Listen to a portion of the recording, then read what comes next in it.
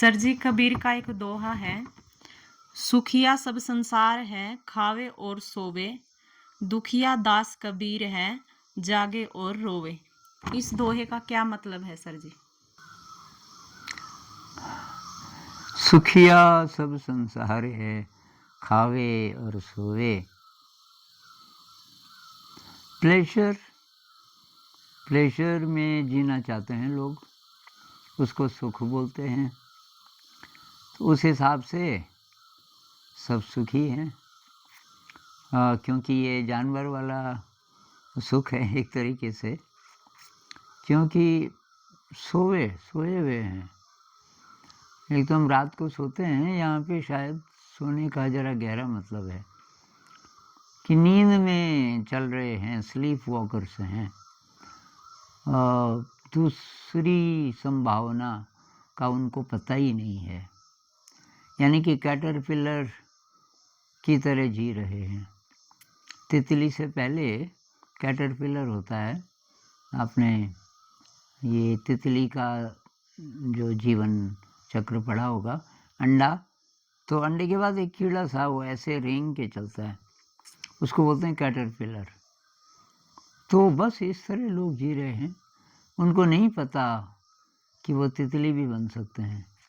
ये जो कैटरपिलर है, ये कोकून बनाता है अपने लिए, लटक जाता है किसी जगह से, पेड़ से, पत्ती से, और अपने ही शरीर से एक धागा सा निकाल के अपने को बंद कर लेता है उसमें। उसके अंदर रूपांतरण होता है। उसका जो शरीर है वो पूरा बदल के तितली बनने लगता है। और जब थोड़ा थोड़ा उसके पंखों में जान आ जाती है तो पंख फड़फड़ाता है। पंखों के जोर से जब वो बाहर का खोल है वो टूट जाता है, तब तितली बाहर अब आकाश में उड़ने लगती है। ऐसा ही कुछ मनुष्य के जीवन में भी हो सकता है। एक दूसरा डिमेंशन है, उसमें हम जाग सकते हैं। तो उसके लिए तब रीडिफाइन करना पड़ेगा हर चीज़ को। भाई असली सुख कहाँ है? तो ये जो दूसरी लाइन है, दुखिया दास कबीर है, ये देख देख के कबीरदास ये दुखी हैं। नानक साहब भी कहते हैं ना, नानक दुखिया सब संसार, सब दुखी हैं। बुद्ध कहते हैं जीवन दुख है। तो इस दुख की जिसको फीलिंग आ गई, पता चल गया, मतलब ये जो लोग बहुत उच्च अवस्था में पहुंच जाते हैं, वो उनको ये बार ये बात खटकती है कि सारे लोग सोए हुए हैं, सबको खाना चाहिए। अब खाने का मतलब क्या है? प्लेजर से जुड़ी हुई तमाम चीज़ें। खाने का केवल इतना मतलब नहीं है कि भूख को शांत करना। खाने का मतलब है कि कंज्यूमर सोसाइटी और प्लेजर के लिए, क्योंकि सोए, खावे और सोए में उन्होंने सम अप कर दिया कबीर ने आज के लाइफस्टाइल को। चाहे कोई अरबपति हो या चाहे कोई मामूली आदमी हो, ख़ास फ़र्क नहीं है, क्योंकि ज़िंदगी की जो दिशा है वो यही है, खावे और सोवे। प्लेजर चाहिए, पहले तो आवश्यकताएं चाहिए, वो तो हो जाएंगी, उसके बाद प्लेजर चाहिए, उससे आगे कुछ नहीं चाहिए। तो दुखिया दास कबीर है, जागे और रोए। तो ये लोग जो जाग गए उनके अंदर ये कंपैशन पैदा होता है। जो रोए का मतलब कंपैशन, सबके लिए कंपैशन। तो कबीरदास जी कभी रोवे कहते हैं, कभी हंसी भी आती है उनको। एक है ना उनका भजन, पानी बिच मीन पियासी, मोहे सुन सुन आवे हासी।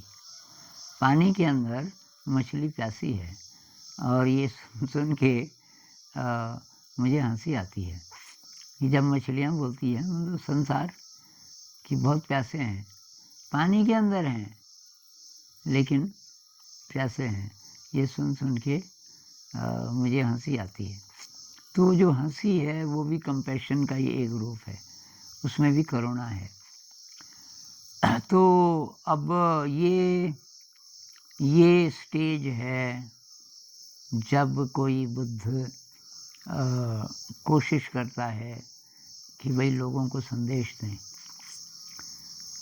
बुद्ध को भी यही हुआ ना, जब वो इनलाइटेंड हो गए तो बुद्ध ने भी देखा कि यार दुनिया तो उधर ही जा रही है, खावे और सोवे, कोई जाग ही नहीं रहा, मैं क्या करूं।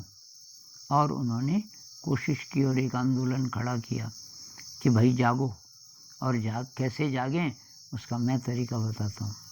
और धीरे धीरे लोगों ने बात सुननी शुरू की, और अभी तक भी सुन रहे हैं। अभी कबीर साहब को हम अभी भी पढ़ रहे हैं। कब की बात है ये, 400 साल 500 साल कितने साल हो गए, तो तब की बात है। तब उन्होंने ये बातें बोली, और इन बातों में इतना दम है कि अभी भी हम, और हमेशा ही कबीर साहब को